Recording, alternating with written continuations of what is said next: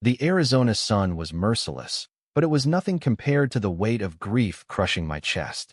I'd just returned to Scottsdale after 3 weeks in Toronto, where I'd held my sister Laura's hand as cancer stole her away.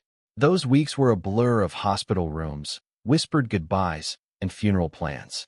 Exhausted, I craved the quiet of my own home, the comfort of my backyard pool where Laura used to float, lost in her novels. But as my taxi rolled down Cactus Road, I noticed cars lining the street, too many for a Thursday afternoon. I shrugged it off, assuming Mrs. Larson across the street was hosting another book club. Then I heard it, splashing and kids' laughter from my backyard. My heart raced. Had someone broken in? Dropping my suitcase on the porch, I stormed around the house, fury and confusion battling inside me. What I saw stopped me cold. My pool, renovated last year, $4.15,000, was teeming with kids, maybe 10 of them, splashing through what looked like a swim class. And there, at the edge, stood Nancy Peterson, my 60-something neighbor, in a loud floral swimsuit, barking instructions like a drill sergeant. Her blonde bob gleamed under the sun, and a fanny pack stuffed with cash hung at her waist. A wooden sign reading Swim Academy leaned against my fence. I froze, disbelief rooting me to the spot. Nancy was no French, nagged me about my noisy jazz music at a Sunday barbecue, and once called the cops on my nephew Jake for loitering when he was waiting for me. But this? Turning my pool into her cash machine while I buried my sister? It was beyond comprehension. What the hell is this? I shouted, my voice cracking with 3 weeks of pent-up pain. Heads turned, kids looked scared, parents lounging in my patio chairs froze, clutching my lemonade. Nancy, though, just smirked, as if I'd interrupted her afternoon tea.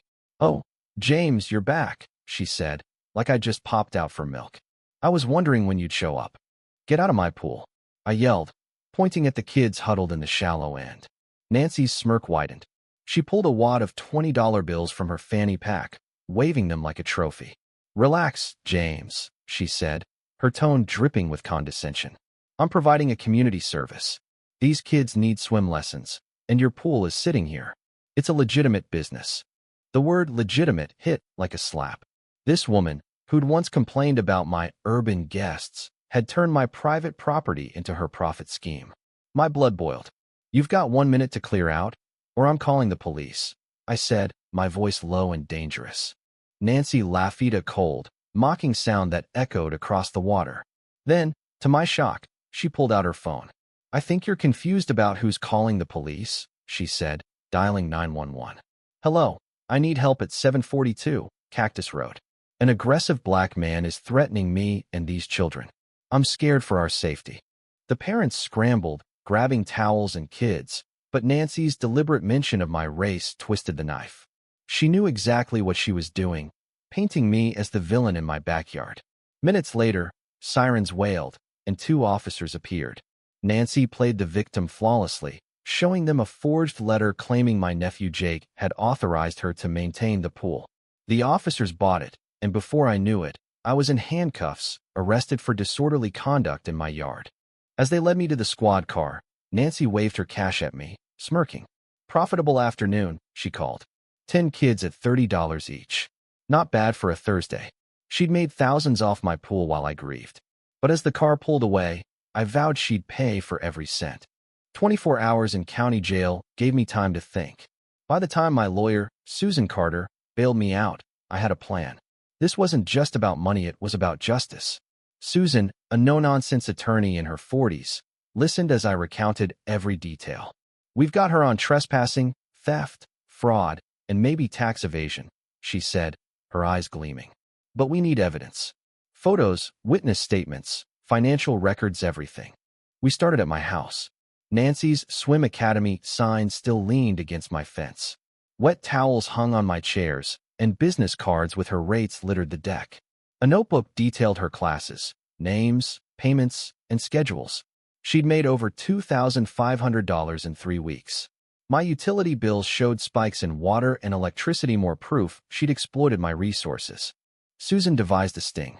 Her associate, Emily, posed as a mom interested in swim lessons.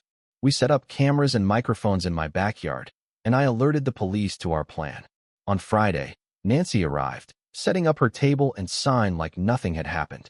Emily knocked, playing her part perfectly. "Mrs. Peterson, I'm Emily Davis. We spoke about lessons for my kids." Nancy beamed, gesturing to my pool like it was her estate. "Welcome to Peterson's Swim Academy. The owner's away often, so I have full access." She offered group lessons for $30, premium one-on-one for $60, even a VIP package with refreshments from my kitchen. When she used a Kimi Keto enter my house and grab iced tea and cookies, I nearly lost it. "That's breaking," Detective Lisa Gomez whispered into my earpiece. Emily handed over $80 in marked bills for a VIP session. The moment Nancy pocketed the cash, Detective Gomez and two officers swooped in. "Brenda Peterson, you're under arrest for theft, fraud, trespassing, and operating an unlicensed business," Gomez said, cuffing her. Nancy's smug facade crumbled as she stammered about community service. But the forged letter, the video, and Jake's statement that he'd never authorized anything sealed her fate. The fallout was glorious. At her arraignment, Nancy faced 28 felony counts, 16 for theft, 12 for fraud, plus trespassing and breaking. She'd run her scam across 6 properties, pocketing over $20,000 by targeting absent homeowners. The judge set bail at $100,000, which she couldn't pay. Her daughter and ex-husband refused to help, and her house went into foreclosure. My civil suit was a slam dunk. We won $67,000 treble damages, punitive damages, and legal fees. I bought Nancy's house at auction for $32,000 and rented it to a kind family, the Thompsons, whose kids now swim in my pool with permission. The neighborhood rallied around me, with Mrs. Larson organizing a fundraiser for my legal costs.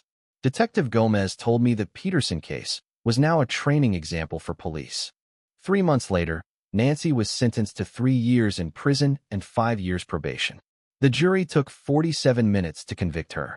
Sitting by my pool, I raised a beer to Laura. "We got her, sis," I said, smiling. Justice felt sweet, like Laura's favorite iced tea. 2 years later, Nancy wrote from prison, asking to apologize. I tossed the letter. Some regrets come too late. Her old house now funds a scholarship in Laura's name for aspiring nurses. My pool is mine again, a quiet haven where I honor my sister's memory. What do you think about Nancy's actions and the justice served? Have you ever faced injustice or entitlement like this? Share your thoughts in the comments. Let's discuss how we confront greed and unfairness in our communities. Your voice matters.